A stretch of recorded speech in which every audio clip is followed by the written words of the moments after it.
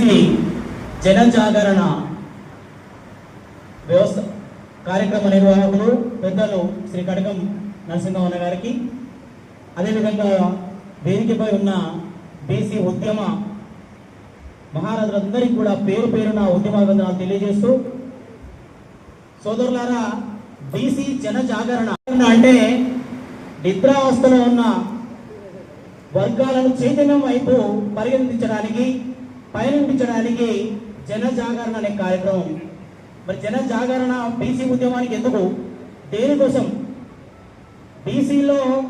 చైతన్యం భావజాల వ్యాప్తి కొరకు బీసీ ఉద్యమాలు ఎందుకు జరుగుతున్నాయి, దేనికి జరుగుతున్నాయి, మనం 78 సంవత్సరాల స్వాతంత్ర భారతదేశంలో ఏం కోల్పోయాం, ఏం పొందాలి, ఉద్యమం ద్వారా ఏం వస్తుందన్న విషయాన్ని భావజాల వ్యాప్తి ద్వారా రకరకాల పద్ధతుల్లో గ్రామాల వరకు తీసుకెళ్ళినప్పుడే బీసీ ఉద్యమం ఫలితాలు వస్తాయి. మీకు తెలుసు మిత్రుల, తెలంగాణ ఉద్యమం జరుగుతున్నప్పుడు తెలంగాణకు జరుగుతున్న ప్రతి అన్యాయాన్ని, నీళ్లు, నిధులు, నియామకాలు ఏం నష్టపోయినాం,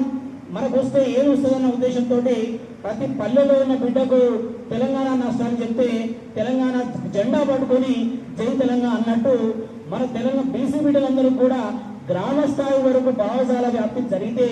ఈ ఉద్యమానికి గ్రామ స్థాయి నుంచి కూడా జన జాగరణ జరిగితే, ఇలాంటి జాతరలు గ్రామాన జరిగితే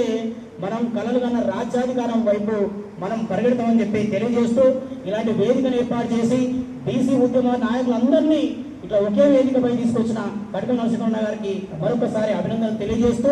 వారు అడిగినట్టు వారి ఆలోచనలో మనం అందరం కూడా ఒక అడుగు కలిసి నడవాలని చెప్పి తెలియజేస్తూ సెలవు తీసుకుంటున్నాను. జై బీసీ, జై జై బీసీ. మాజీ మంత్రి